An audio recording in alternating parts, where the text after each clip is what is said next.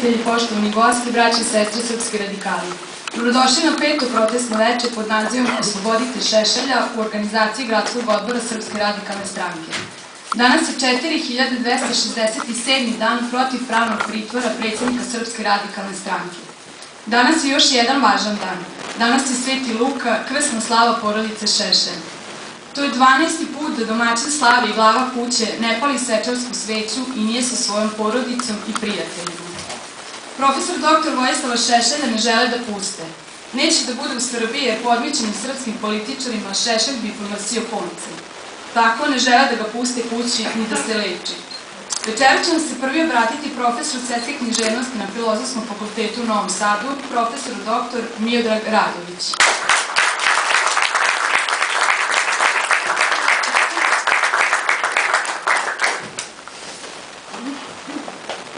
Dobro večer. Bojim se da neću moći da opravdam ovaj dobronamerni aplauz. Na više razloga za to.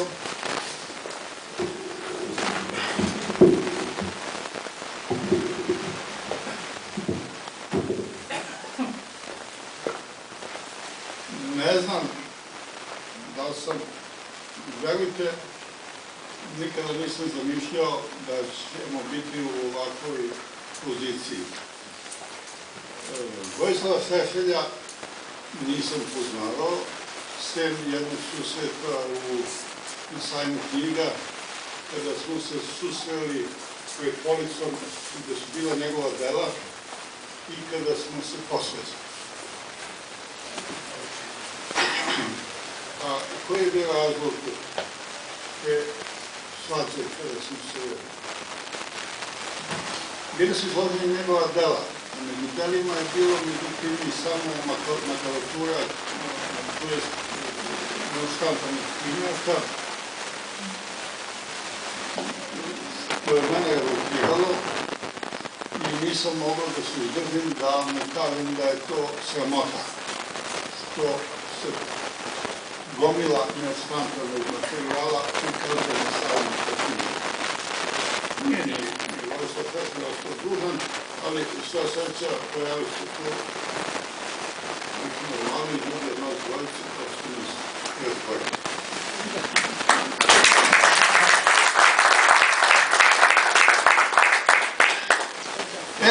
Ali kako je život knjiga puna neispisanih stranica, a naša doba je otvorila dimenziju neizvjesnosti kao glavnu crtu i kraju 20. veka,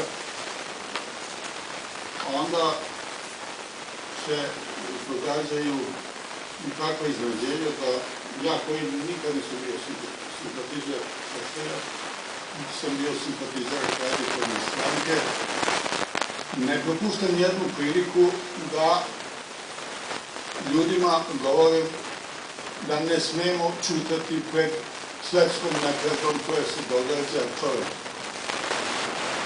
nedužno.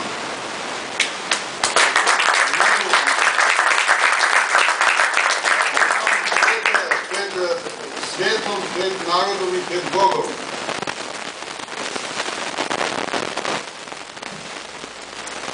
Govori se, naročito sada u ovom trenutku, izvinite, malo sam uzbuđen jer sam cijela ta situacija kao i vas koje postavljam u izvjesnom smislu neurotizuje i čovjek ne može mirne duše i bez revolta da samo pomisli na Vojislava Šešelja. Ja bih večeras htio da kažem nekoliko riječi kažem o pobjedi Vojislava.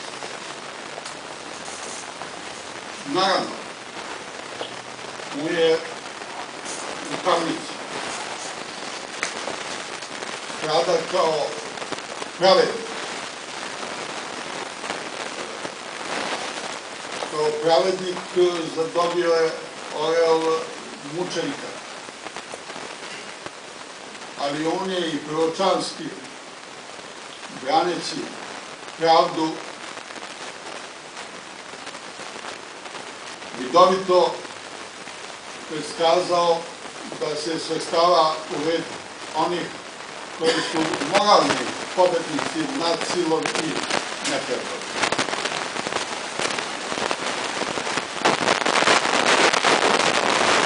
U srpskom narodu imamo još takvih mučenika koji nisu pitali koliko košta i šta treba da se preplati da bi branili osjećanje časti, dostojanstva i nacionalne slobode. Jedan je gradonačelnik Novog Sada Miletić, koji je tamnovao za ideale slobode i za slobodu svoga naroda. Drugi,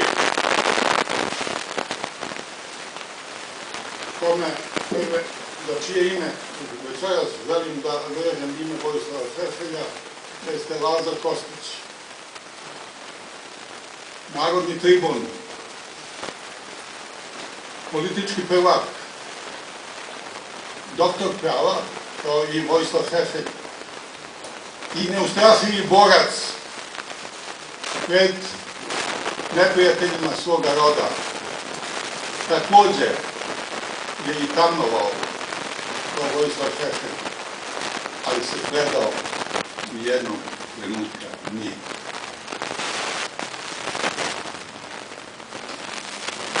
Sada vidim kada čitam neke stihove iz dela Laze Kostića, naročito one pesme, balade, kada je tamnovao kao sužanj u Mađarskoj tamnici zbog svojih govora, slobodoumnih, da se istorija srpskim prvacima ponavlja. 1863.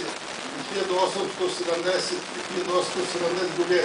su godine kada se Lazar Kostić zbog političkih govora nalazio u mađarskim tamnicama. One nisu bile tako cirkuski opremljene kao Hasti kazamat, da bi se prikazivala svetu konformistička komedija, ali bile su slobodnije, bile su manje totalitarne od onoga što mora da pretrpi i izdrži Vojislav Šešelj, koji nas je sve pobedio na način, pobedio i naše nepoverenje, nas koji smo ga gledali samo kao stranačkog prvaka. On je bio to, ali je danas mnogo, mnogo više. Stikovi koje je Laza Kostić pevao o sebi, kao da su danas napisani prigodom tamnovanja Vojislava Šešelja. Dozvolite mi da pročitam. U tamnici je sužanj okovan. U tamnici je glava naroda. U tamnici je snaga naroda. U tamnici je nada naroda. U tamnici mu sudac Bogodan. U tamnici je Samson okovan. U tamnici, a tamnica je ceo svet.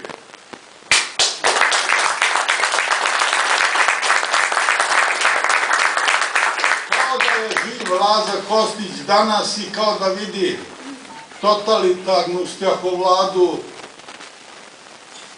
mundialističkog sveta koji ima sreće da ne doživi, a čija je žrtva Šešelj. Vidim u Vojislavu Šešelja sada, postavljajući istorijsku perspektivu modernog sabrata Laze Kostića, Svetozara Miletića, Pere Todorovića i svih onih koji su imali snage, srca, savesti, časti da sokratovski robuju za svoje ideje i ideale. Laza Kostić je kao svoje iskustvo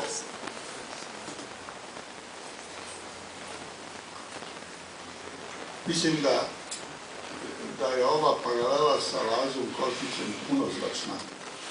je u ta dva tipa imamo dva arhetipa. Najznačajnija njihova osobina kojom su pobeđivali svoje vreme jesu zanos i prkos i neustrašivost. Jedan sam protiv celog sveta treba biti neko i nešto pa se hrvati sa tom mašinerijom Haške azdaje. Ali to govori još jednu stvar. Da je od svega na svetu najveći broj jedan. Koji ima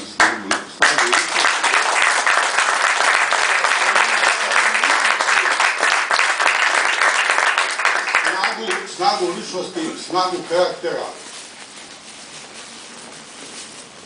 koju najamnici Haškog tribunala nemaju mozga da razumeju i da pate, jer je to za njih neshvatljivo. Za njih je to neshvatljivo da jedan čovek, goloruk, tako reći, goloruk, može da se hrle sa tolikom mašinerijom. I ne znam da li ste primetili, jedini čovjek koji se od srca smeje na tom suđenju je Vojislav Šešelj. Tako je. Nisu uspeli da ga slome i to ih boli. I neće ga slomiti. Zato i govorim o pobedi Vojislava Šešelja.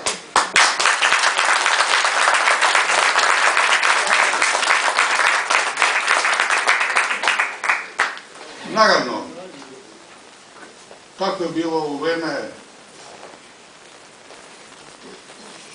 u svim teškim vremenima. Veliki pojedinac je ostajao sam. Nije Karađorđe bio ništa manje sam od Vojislava Šešelja u svom dobu. Samo su protivnici Šešeljevi perfidniji i opasniji. Šešelj je vrlo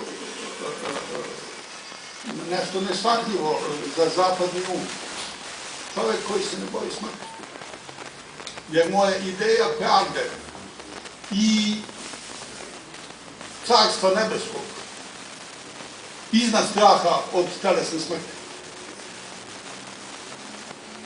Po tome on najdublji Srbin. Kosovski Srbin. Vidovdanski.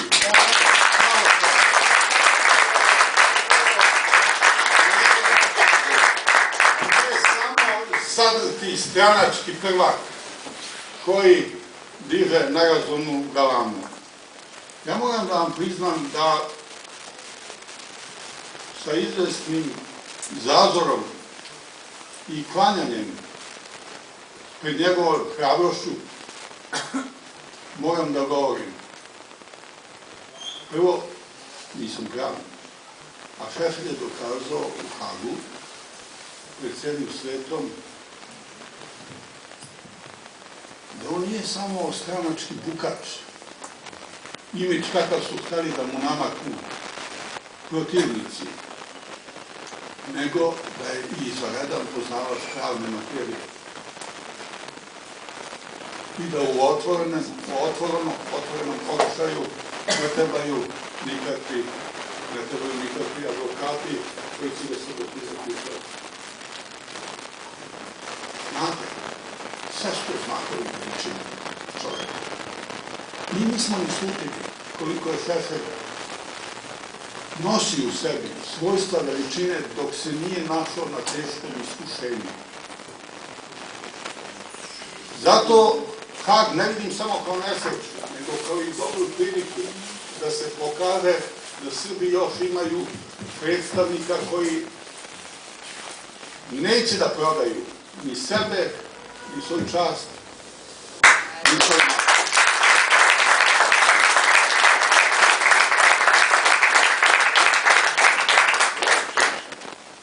Ja znam da se iz našeg malog kruga, mi smo u malom krugu, mi smo u manjini.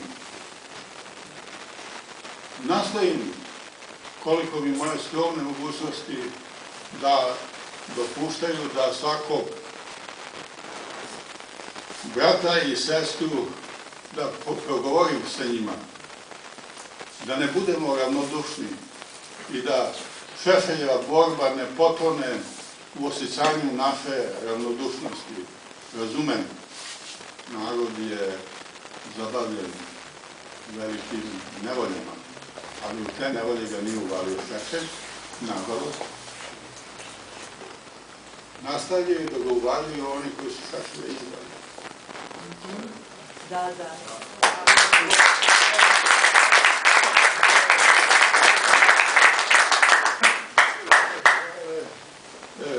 Suda da imate razloga za divljenje, promaknije imate razloga da se čudite i da se pita.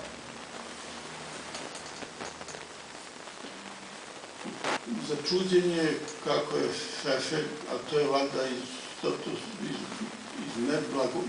blagorodnosti i pokvarenosti koja je sastavni deo njegovog mentalnog sklopa, se okružio nečasnim ljudima u stranci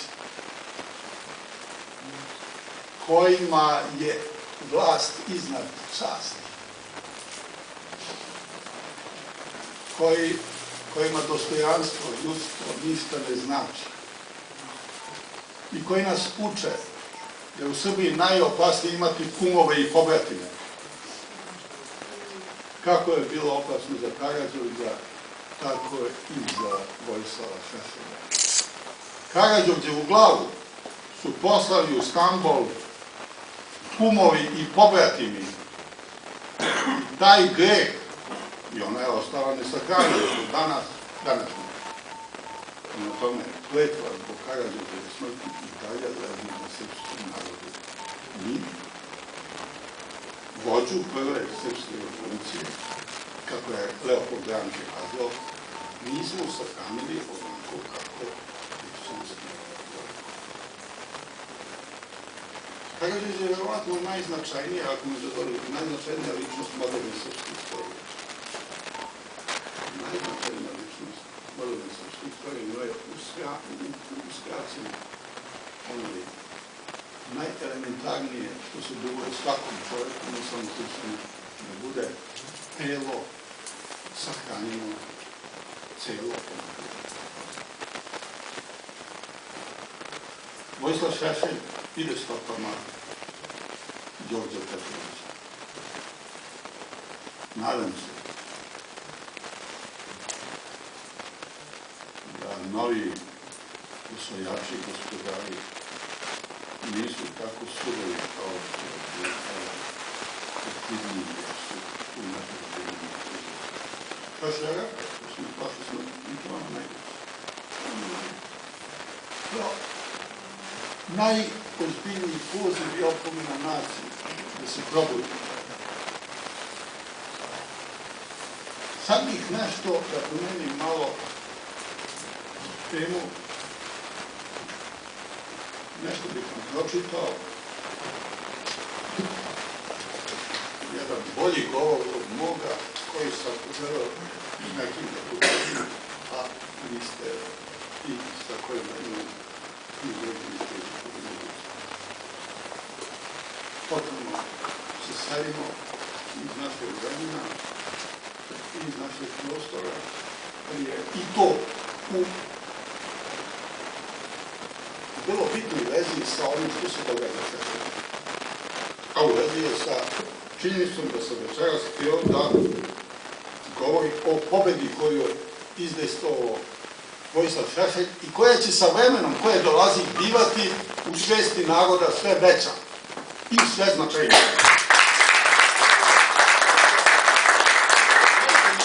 Da se udaljim, ali samo prividno i da vam čitam, ne više ništa svoje, neću tim da vas svoje opterećujem, nego riječ je o govoru jednog nemačkog pastora o Srbima,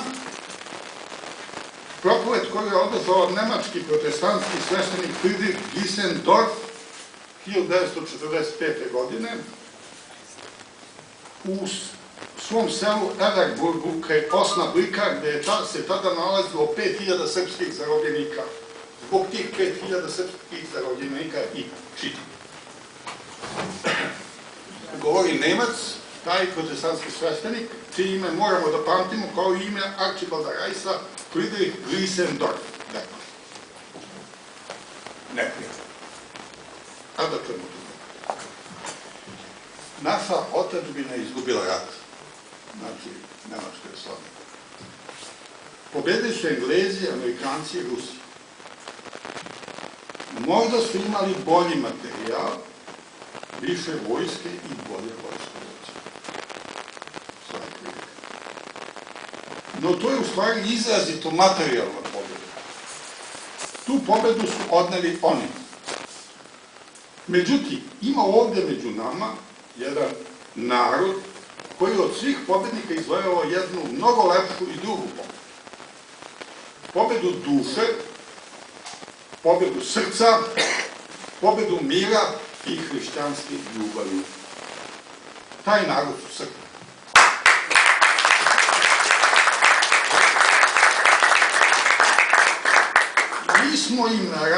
Mi smo ih ranije samo površno poznavali, kaže ovaj protestantski sveštenik Riesendorf. Ali smo također dobro znali šta smo mi činili u njihovoj otadžbini. Ubijali smo na stotine Srba koji su branili zemlju.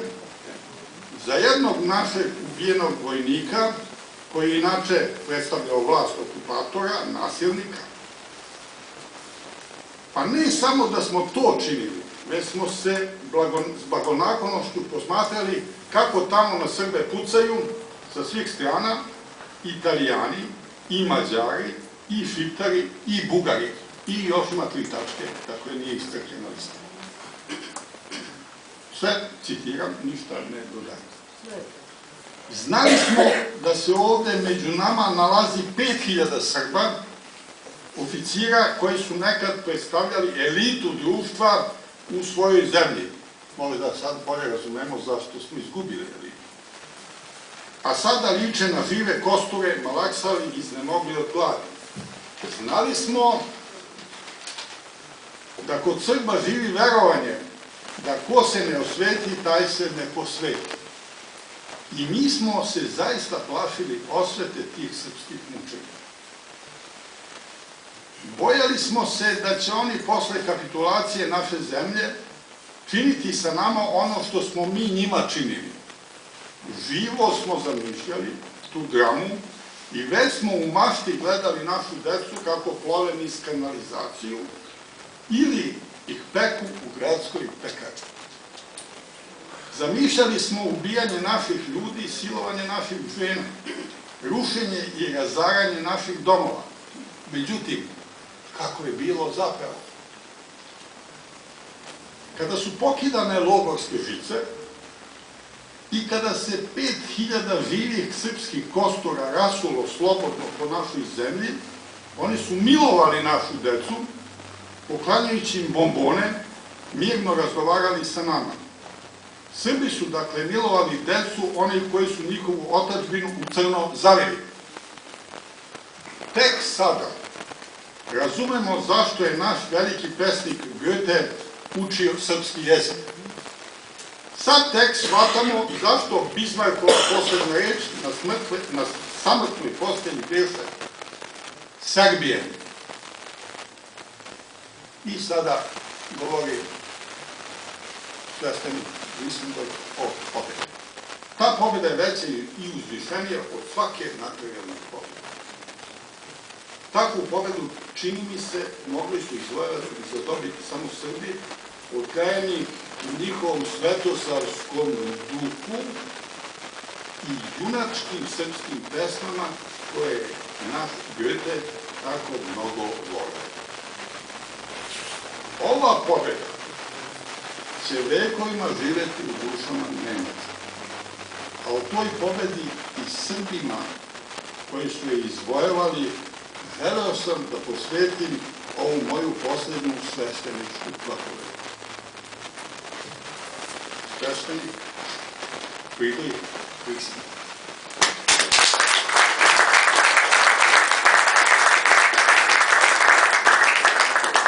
Ne znamo da li to još živi u svesti današnjih Nemaca. mislim da zaborav obavlja svoje. Ali mi nemamo pravo da zaboravimo ove reči ovoga sveštenika. Delo i čin Vojislava Šešelja je, draga moja braćo i sestre, u znaku ove pobede, koju je i pošteni i pravdoljubivi pisao povodom isto tako robovanja naše oficirske ličnosti u logoru u osnovu i Turku. Istorija se nastavlja i to istorija Beščašća. Ta istorija Beščašća ne može da postavni svetlo lik Vojislava Šešelja. Uđe u svesti nas i svesti nas. Mi smo dužni svakoj prilici, svakoj prilici, makoliko to izgledamo beznadežno, ali Šešelj je prilično beznadežno. Da se borimo.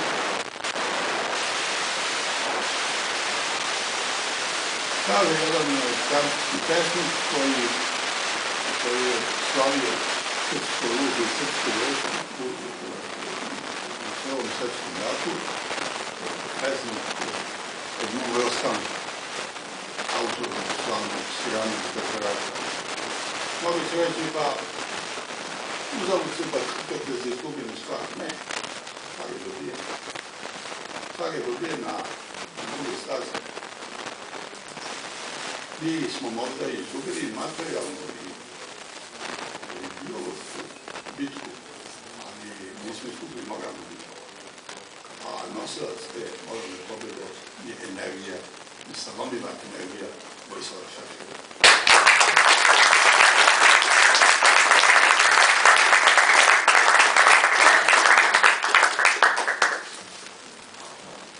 Šešelj je izdan.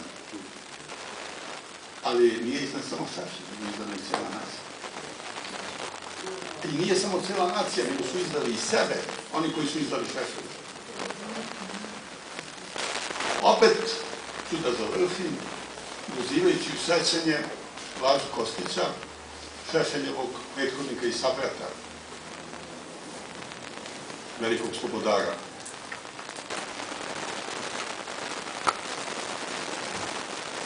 U svojoj manje poznatoj pesmi Prolog za Gorski vijenac, gde Laza Kostić vodi dijalog sa Prahom Njegoševim, ima i ovako pitanje.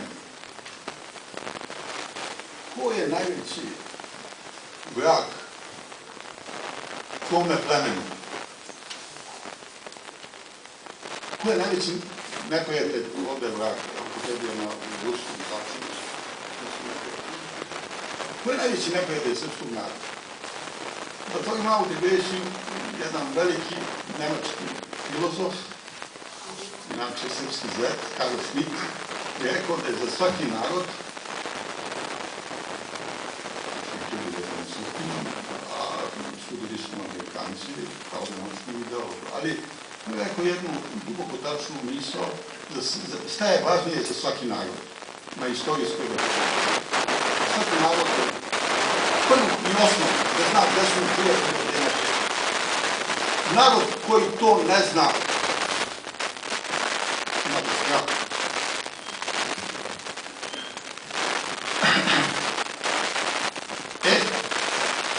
Slično pitanje je postavio Laza Kostić u svom imaginarnom razgovoru sa Njegoševom hotelom na Lovćenu, kada je boravio na Crkvi.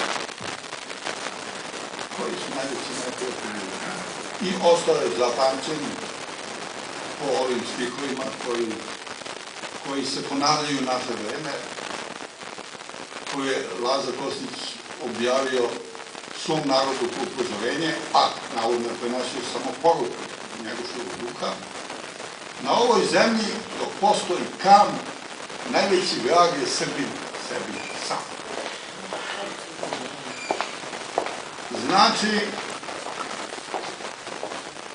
da me neko ne bi optužio za visokoparnu patetiku, Vojislava su izdali mangupi u njegovim redovima. Ti mangupi su sada na čelu države. I to je jako loše po ovaj narod. Ali,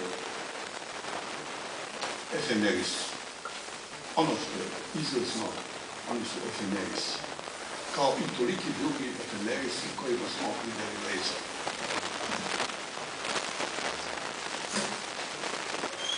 Budimo u Šešelja do poslednjeg dana.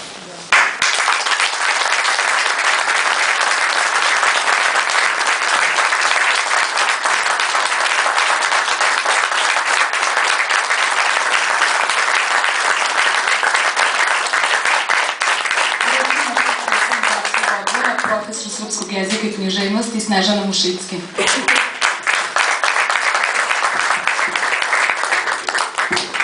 Hvala svima. Malo je teško sad govoriti posle profesora Radovića. Ja ću večeras pričati možda, malo sam ovo sve emotivno ovaj govor doživjela. Ja bih večeras pričala iz ugla nekoga koga je profesor Šešelj promenio i na čije životne izbore profesor Šešelj uticao i mislim iz ovog govora profesora Radovića da je uticao tako da na ti moji izbori u životu neće osramotiti. Naime, kad sam ja bila student, profesor Šešelj je, između ostalih studenti profesora Radovića, profesor Šešelj je držao jedan govor, jednu tribinu na fakultetu i meni je moja jedna prijateljica rekla, ajde da vidiš ovo, znam da ti nisi s našeg fakulteta, ali ovo će ti biti zanimljivo, ovaj čovjek sme da kaže šta misli. To onda bilo neverovatno. I ja kao idem s njom i veče hladno, pada kiša, a fakultet pun studenta, svi došli da čuju čovjeka koji sme da kaže istinu o svemu i o svakome. I Šešelj, ja sam tako ga zapamtila, on je takav i ostao. On se nije promenio. On je bez obzira kogod ga je progonio, u kom god vremenu, kako i god da su mu neprijatelji bili, on je bio dosledan, nepokolebljiv i govorio uvek istinu. To je jako teško da čovjek uvek kaže istinu. Ali je možda i oslobađajuće zato što Šešelj ne mora da se zapita koju verziju istine kome ispričao. On uvek govori onu istinu koja je činjenica, ono što se stvarno desilo i ono zašto on ima dokaze. Tada, to veče na toj tribini, mislim da su mnogi studenti, uključujući i mene, u tom nekom bludom vremenu koje je onda bilo, da sad ne kažem godine, pa da se znaju koliko ja imam godina, jel? Tada nam je on objasnio prvi put, ja mislim, da nije pogrešno biti Srbin, da nije loše i da se treba boriti za svoj narod i da nije negativna osobina biti srpski nacionalista i da to ne znači biti fašista. I da svi oni koji se ne bore za svoj narod ne mogu se boriti ni za sebe, ni za svoju decu i ne mogu drugim narodima misliti dobro.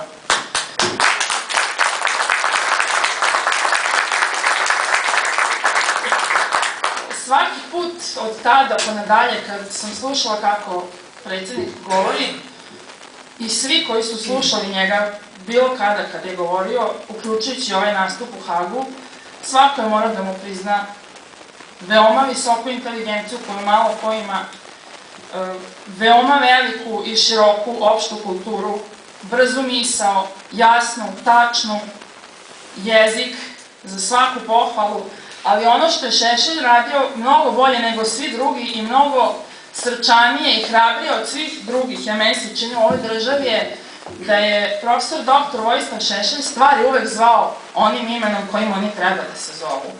Kad je neko bio lopov, Šešelj rekao on je lopov. Kad je rekao kriminalac, Šešelj rekao on je kriminalac. Svi znamo kad je neko bio budala, on je rekao da je to budala. Uvek je znao i uvek je svaku stvar zvao njenim pravim imenom. Vi danas imate političare koji kažu oni što misle da će nekada da uplaše, on to nikad tako ne govorio. Kada je hteo da kaže da je neki političar korumpiran, on je rekao ime, prezime, datum, mesto gde se to desilo, možda još važnije od koga je mito primio i koliko je para dobio. I svakom je rekao kolika mu je mera i koliko taj čovek košta. I ja sam par puta već, volim to da uradim, citirala Ljiljanu Habjanović-Đurović kada je ona rekla da se mera svakog Brankovića u našem narodu meri žrtvom jednog Obilića. I da je svaki Branković mali, onoliko koliko je jedan Obilić.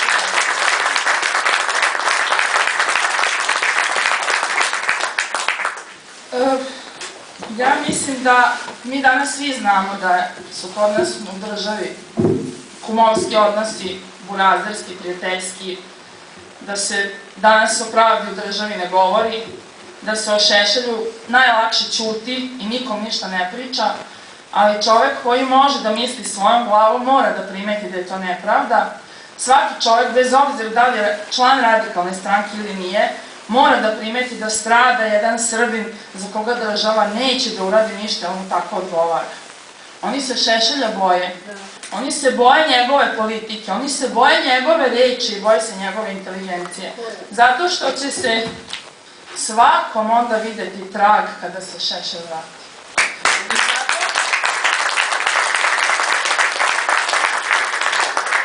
Ja stvarno duboko verujem da će on da se vrati i da će ponovo sve da zove pravim imenom. I sve i svakoga. I da će svačija izdaja da bude nazvana onako kako treba da se zove. Ja bih ovo da završim Vojvodinim rečima u Hagu.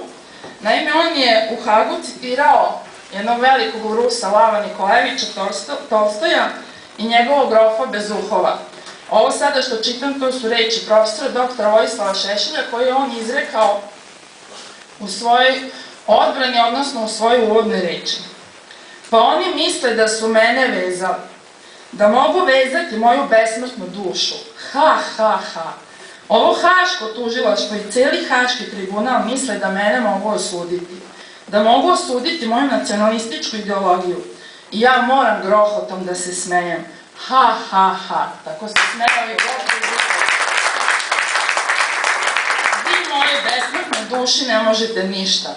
Vi moje nacionalističkoj ideologiji ne možete ništa. Vi ste moju ideju učinili besmrtno.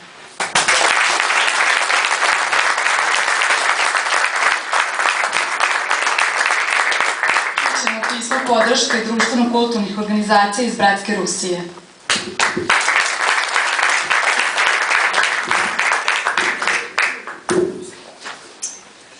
Ruske društvene organizacije traže da se doktor Vojislav Šešelj hitno pusti na slobodu i pošalje na lečenje u Moskvu.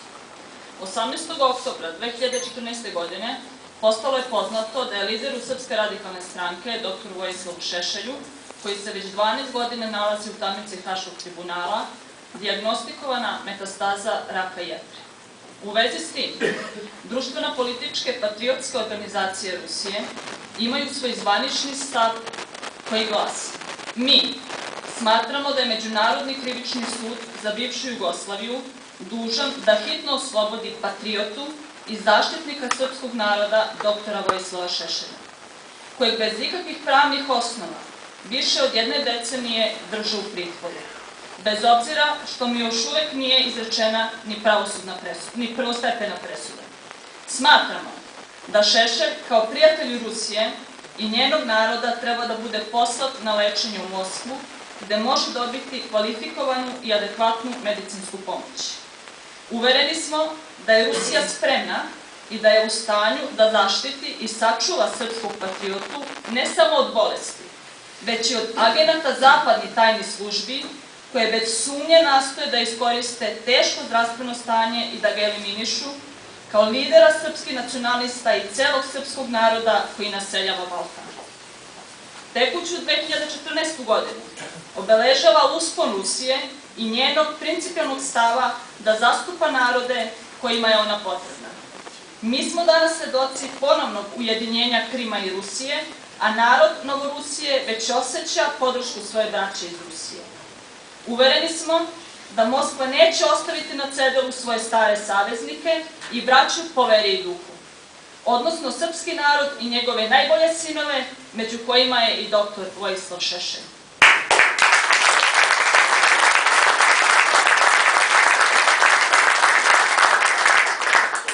Podsećamo da je stav apsolutne većine društveno-političkih patriotskih organizacija Rusije u vezi sa nezakonitim držanjem Vojislava Šešelja u Haškoj tamnici nedvosmislen i konzistentan.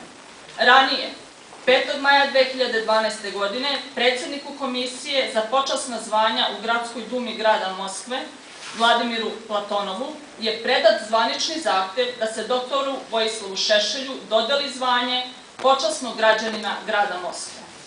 Mi smatramo da je suđenje doktoru Vojislavu Šešelju u Hagu politički pristrasno i da je zasnovano na brojnim zloupotrebama i kršenjima elementarnih prava optuženog. Kao što je slučaj i sa Rusijom, i sa Novorusijom, i sa Srbijom, zapadni levi liberali sa namerom odbijaju narodne vođe kao nišanom, čime nastoje da podriju jedinstvo i koheziju jedne nacije. Mi ne smemo to da dopustimo i borit ćemo se za slobodu naših naroda. Sloboda za Vojislava Šešelja.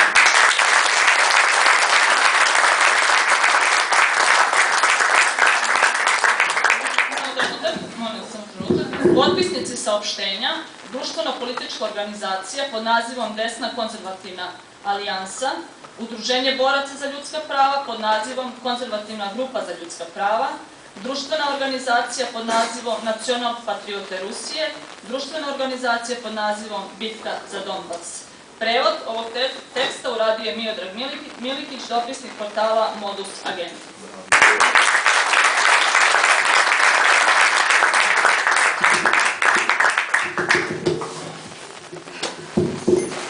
Na kraju će vam govoriti podpukovnik Miodrag V. Perać, predsjednik istorijske sekcije Miloš S. Milojević u okviru Ruskog društva Rusije.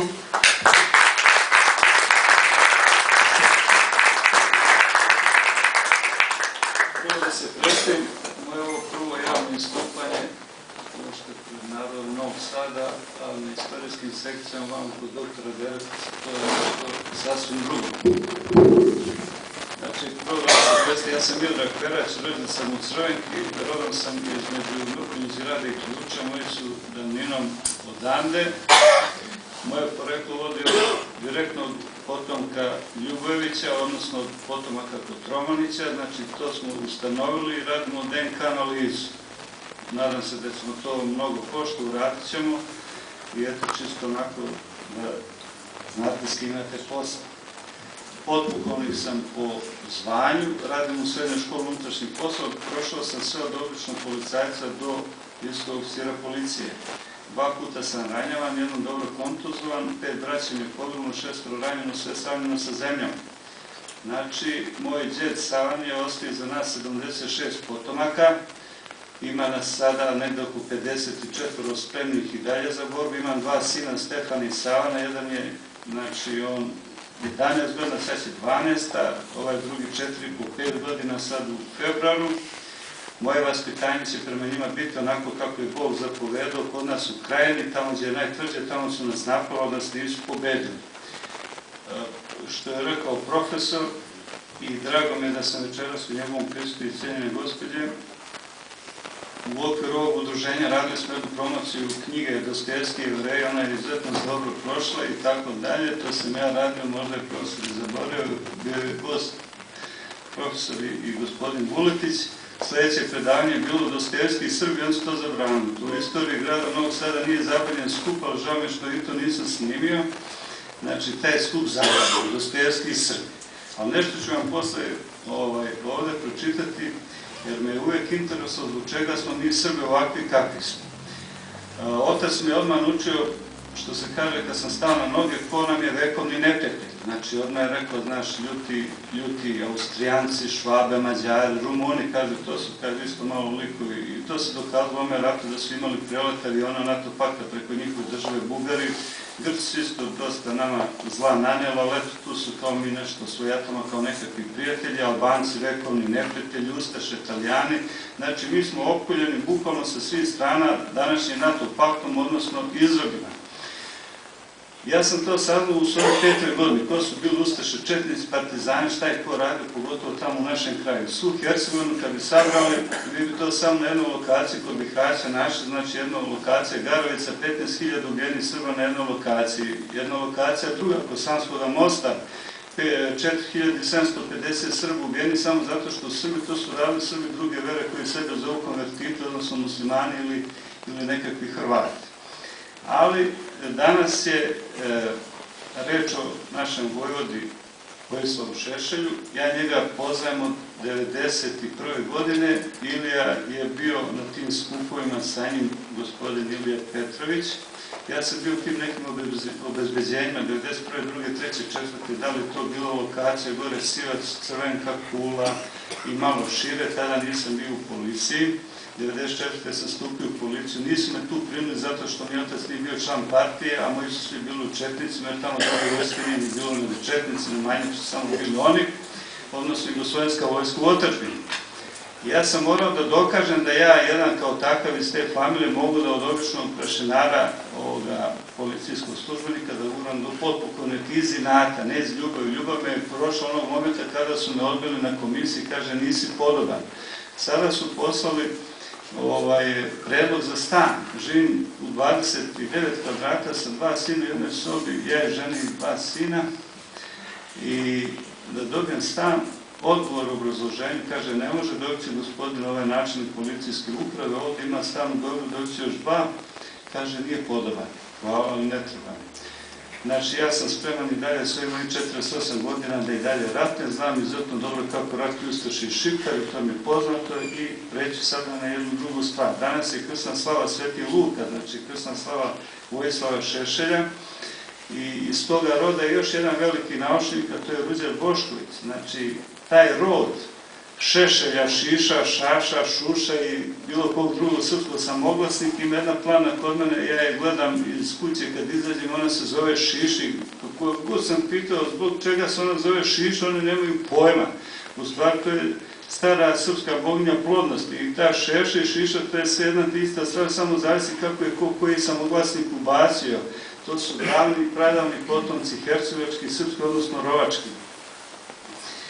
Drago mi je da je kršten 25. novembra na moj dan rođenja u Zavali u manastiru, 55. godine, ja sam rođen 66. pa sad imam tu neku onakvu asocijaciju na to, a mnogi znate i sami koliko su oni njega napadali da su oni nekakvi Hrvati, šta znam, ali neće Srbi da čitaju kao i vi radikali. Vi dobijate knjige, samo te knjige frknete tamo u neke police, knjige se moraju čitati. Da ste čitali knjigu, a pogotovo ideologiju srpskog nacionalizma, u stvari to je jedna knjiga koja mora da se dopunjava i konstantno piše, ne bi bilo izdaje, razumete? To je normalno kod Srba da uvek imate jednoga Obilića, drugog Vuka Brankovića i to je normalna stvar, ali vidjet ćete na kraju zbog čega smo mi takvi kakvi smo, šta je rekao Dostojevski, uopšto nama kakvi smo mi ovde. Njega sam posmatrao 90. godine kad su osnovali srpski četnički pokret, pa posle Srpsku radikalnu stranku i onako, ja sam to taj nekako pravio i radio. Malo pre sam rekao, ja nisam izdao Srpsku radikalnu stranku, Srpska radikalna stranka izdala mene. A iz koji razloga to kažem? Ako moja sva familija bliža i šira i ostala svi glasili za radikalu, onda ja njih nisam izdao. A onda je na kraju ispalo da su oni izdali mene zato što su pobegli. To su prevrtači, konvertiti politički, koji će isto proći onako kako su mislili da će oni, ne znam, uznapredovati na taj način. Ali to se zna u istoriji kako konvertiti prolaze. Šešelj, kao ideolog srpskog nacionalizma, je napisao jednu knjigu koja možda treba još da se dopunjava što se tiče istorijskih nekakvih činjenica. Ja sam to poslao mog sina Stefana Krska, ovo je Bilbija, Vladeta Bilbija ili Nana Bilbija, Gavrila Principa majka, ona je od Bilbija. I ja sam to preko njega poslao neke knjige koje on nije sigurno čitao, jer vidim da ih nije čitao. Kažem da se dopuni, ja lepo poslao, potpisao i kažem ideologija srpskog nacionalizma da se dopuni Miodrag Perać. Izvoli tamo pa čita, jer su mu onako dali 2 puna vagona, odnosno ne vagona, nego 2 šlepera papira, da ga zatrpaju Vojislava Šešelja, onda zatrpaju da on to ne može da pročita. On je to sve prevalio, pročito i to međunarodno pravo koje ne postoji, papino, vatikansko i inkvizitorsko, to ne postoji, on je to uništio, on je to u pepelu satro, tako da to više ne postoji. A to međunarodno pravo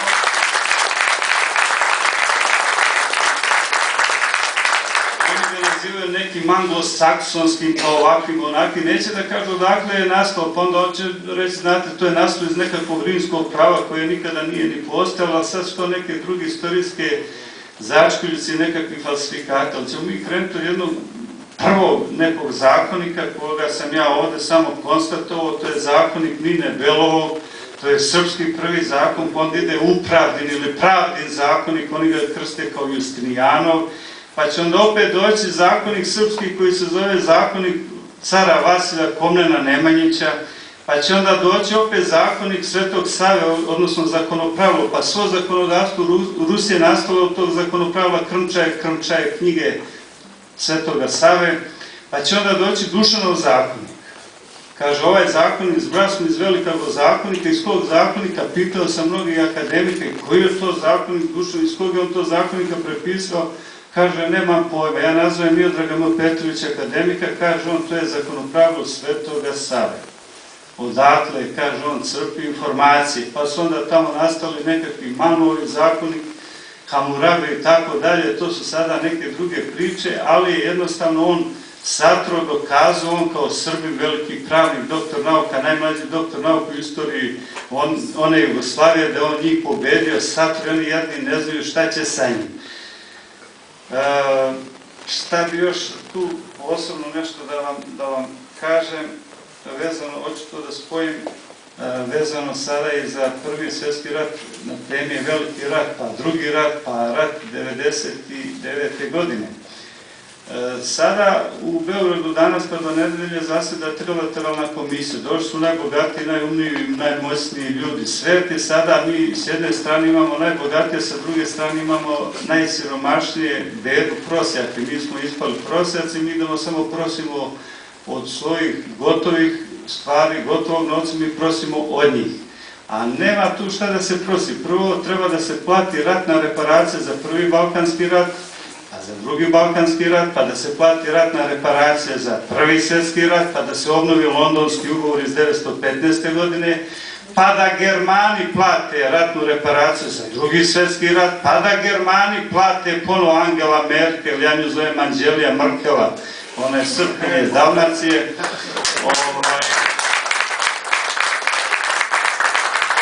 da plate oni ratnu reparaciju za rat iz 1999. godine. To su, samo da kažemo, neka velika novčana sredstva koje oni ne mogu da skupe ni da daju, a ovo što su oni bacili siromašeni uranijum i šta su oni uradili Srbima. U budući 1.000.000 godina oni nama to ne mogu platiti. Srpsku krv ne može niko platiti. 8 miliona srpskih očiju koji gleda nas od ozgo ka dole, što kaže vladika Nikolaj, kakvi smo mi. Oni od ozgo gledaju, to su sveti Srbi, to je sveta Srba. Ovde svaku stopu zemlje gdje staneš nogom, ona je sveta srpska zemlja. Mi imamo jedno malo bolje lovačko društvo, organizovali jednu vojnu paradu, to je jedno lovačko društvo u Azerbejdžanu. To je smiješno, razumete? US Steel je pretopio sve srpske tenkove. Čist čelik, tenkovski čelik je najjači čelik na svetu što postoji. Ušlo, izašlo, uzeli pare, otišli. Moja ideja, ja vidim šta oni njemu sve rade. Njemu bi bilo najbolje, ne znam ni gdje se on vrati, kome da se vrati. Njemu bi bilo najbolje dode da se zamonaši. On je onako u monaškoj keliji, on nema ni sunca, ni meseca, Bog je sa njim najbliži. Pitanje je koliko je ta metastaza krenula, ali ja se opet nadam da će on pobediti, on su razorazne elektrošokove, nema šta njemu nisu radili, on je to sve pobedio, on se sam čude, Boga čuva, toliko da su oni jadni našu čudu.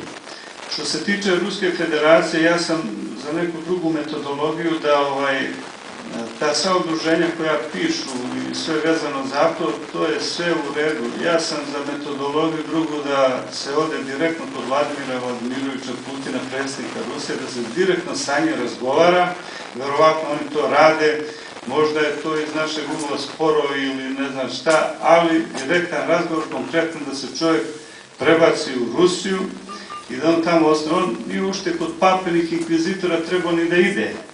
Znači, mišljenja sam ja lično, knjiga sam njegovih dosta pročitao, 4500 knjiga imam samo u moje biblioteki, non stop čitam i već vid mi se gubi, ali kažu više ne treba ništa ni da čitaš, ali glup sam, ja prirodno kažem za sebe, baš sam glup i Bosanac. Kad vidim koliko ima pametni ljudi od mene, onda mu samo pokrenem pitanje, onda kažem nešto, stvarno nemam pojma. Jedina stvar je da se on prebaci u Rusiju i možda i za Ratka Mladića i da se spasi, ali on tamo nije trebao ni divno. Njegova putanja trebali ići sasvim drugom smeru. Sesti u avion i pravac, kad je odlazio da kaže zbogom Srbiju, ne odlazim ni u Hag, odo ja u Rusiju. I onda kad se ode u Rusiju, onda se tamo spremi jedno 500 tenkova puta 4, to vam je nekako oko 2000 vojnika, specijalaca ruski, onda dođe od uspostave srpsku državu, onda gde i konstantno bili završena priča.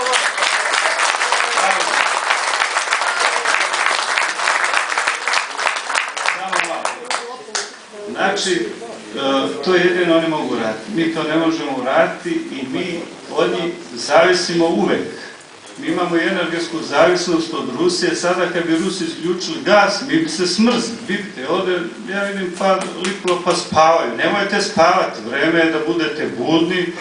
Spavat ćete kad odemo u grob 2 metra zemlje, kad nas natrpi, onda ćemo imati večni san. Spavanja više nema.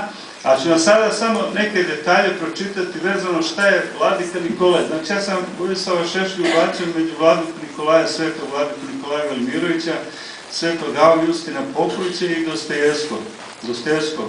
Znači to je veliki mislilac i veliki čovjek i pitanje da li će Srpkinja roditi većeg što je rodila Šešelja, Srpkinja Dance i Ekosnika.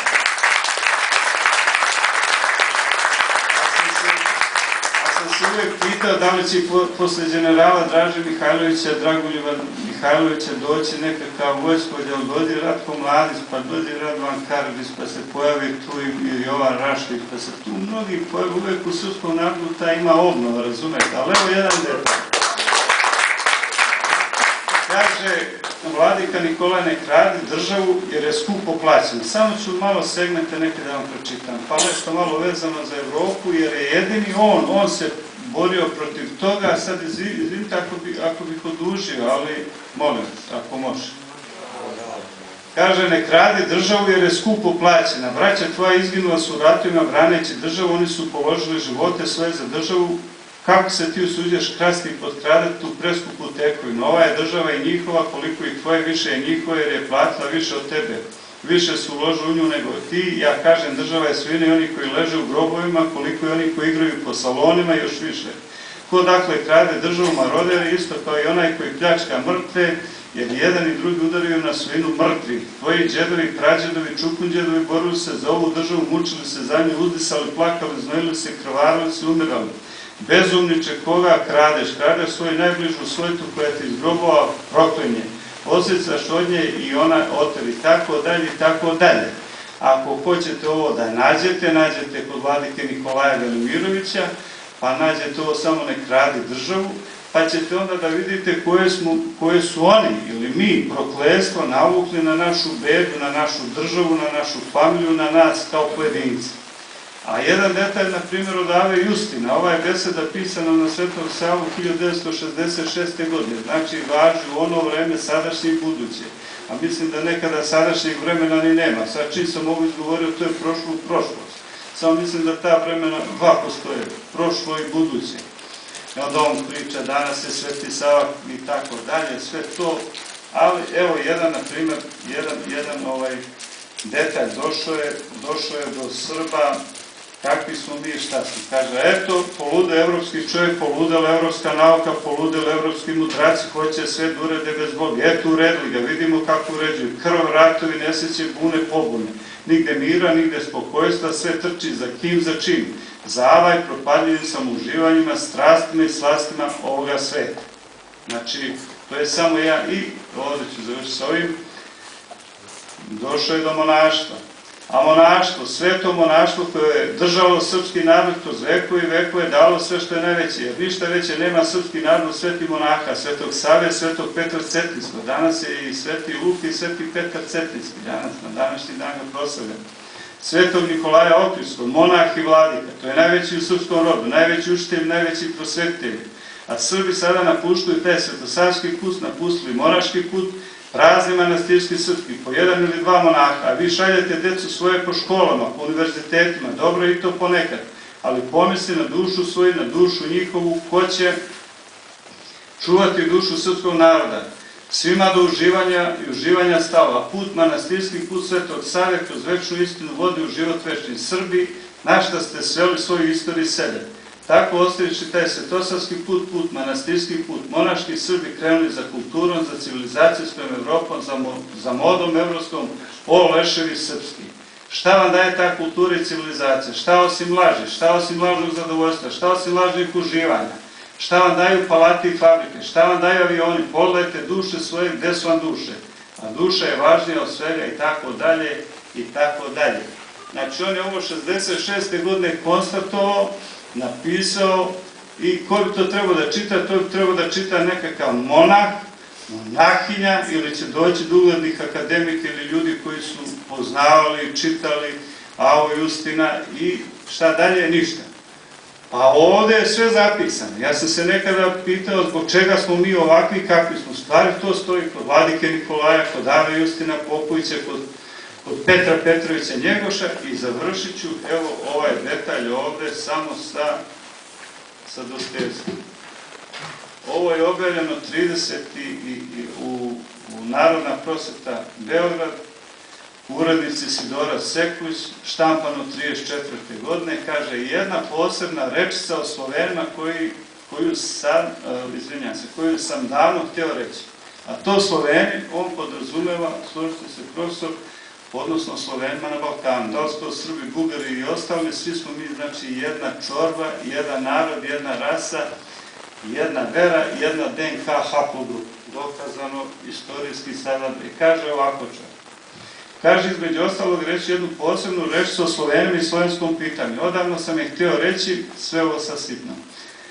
Svi sada kod nas počinju da govore o skoroj mogućnosti mira, to jest o skoroj mogućnosti da se koliko toliko reši slovensko pitanje. Ovo je veoma važno da čujete, jer možda do sada niste ni čuli, znam da je 100% profesor čitao, jedno sam ga pročitao tamo na jednom skupu veoma brzo, ali u kontekstu zašto se Vojislav Šešelj zalagao i protiv tih likova koji su takvi kakvi su, a ovdje ćete vidjeti sve ove likove i sadašnje i prošle i buduće, on ih je opisao ovdje u tom 19. veku.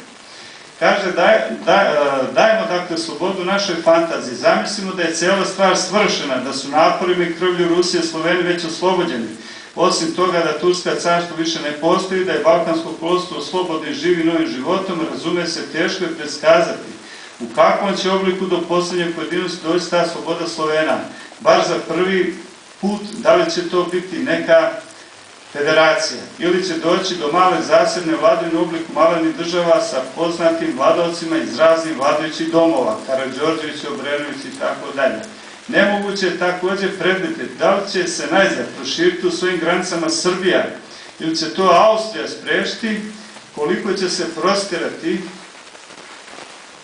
Bugarska, šta će biti sa Hercegovinom, Bosnom, u kakve će odnose sa novoslobođenim slovenskim malim narodima stupiti, na primjer, Rumuni ili Grci, carigradski Grci ili oni drugi atinski Grci, da li će najzad sve te zemljice biti potpuno nezavisne ili će stajati pod protektoratom i nadzorom Deverport i tih likova, Evropskog koncerta država, pa u tom broju i Rusije. Ja mislim, ti mali narodi će neizostavno izmoliti evropski koncert, makar i zajedno s Rusijom, ali tada tako da evropske države budu protektori tih malih naroda prema vlastoljublju Rusije.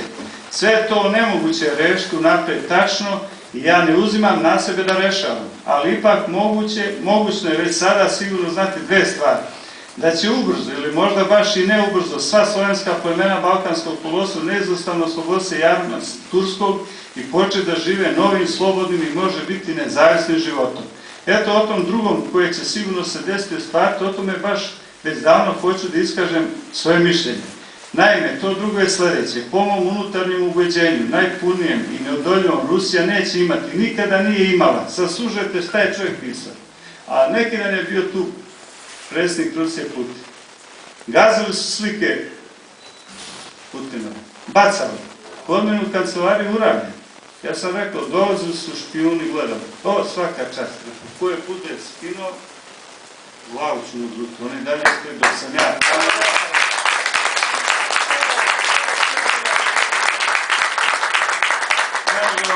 Kaže, Rusija neće imati, nikada nije imala takvih zavidljivaca, takvih mrzaca, klevetnika, čak javnih neprijatelja kao što će to biti sva ta slovenska plemena čim ih Rusija oslobode. Evropa pristane da ih prizna za oslobođenje. I neka niko ne protestuje, ne spori, ne viče na mene da preuveličavam i da mrzim Slovene. Ja naprotiv, ja jako volim Slovene i zato se braniti neću.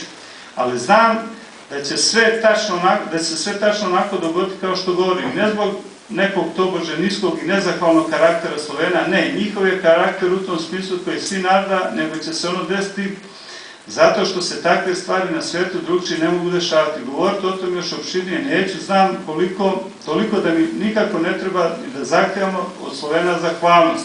I treba da se pripremimo unapred, da je neće ni biti. Jedared oslobođeni, počet će oni svoj novi život, ponavljam, baš time što će izmoliti od Evrope, od Engleske i Nemačke, recimo jemstvo i protektorat na njihovu slobodu, u tom konceptu evropskih država bit će i Rusija, ali on će baš u smislu zašto od Rusije to izmoliti.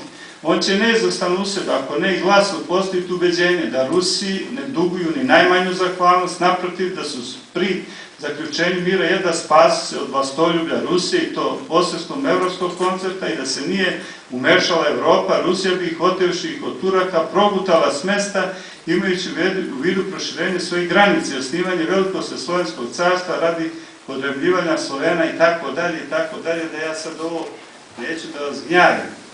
Znači oni ovde, ja sam to citirao, snimljeno je pa je pokazano i niko to nije nešto dirao. Jedino su ovi sad Catena Mundi objavili su jednu knjigu Dostojevskom i ovo su završili, ali ja već radim na ovome. Ovde moram da ubacim imena, prezimena, da li će biti Tinki, Đinđić, Perać, Đoka, Mika, ne interese me. Ovde ti zabiljivci moraju imati svoje ime i prezime. On je čovjek to napisao.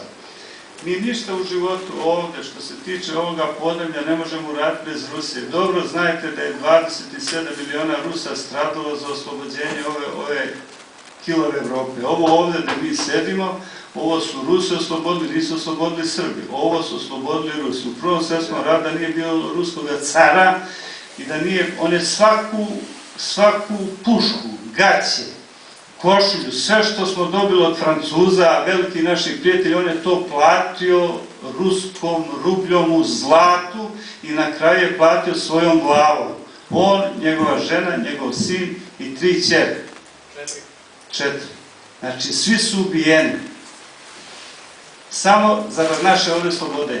Mi to ne znamo ceniti, oni su veliki dobrotvori Srpske pravoslavne crkve, krenuto od bilo koga manastira, od Pećke patrijarše, završeno sa Žičom i tako dalje, oni su uvijek bili donatori, a da ne kažem za crnogorske vladare. Moja jedina poruka je za gospodina našeg dragog Vojislava Šešelja da on izdrži. Ja znam da će Hercegovac Dinarac to izdržati, on će pobediti tu opaku bolest, i to će biti jedno Božje čudo Svetog Vasilija Ostroškog i Svetog Petra Cetinskog i Svetoga Luke, današnje njegove krsne slave, i da ćemo mi dočekati njegov dolazak ovdje u Srbiji.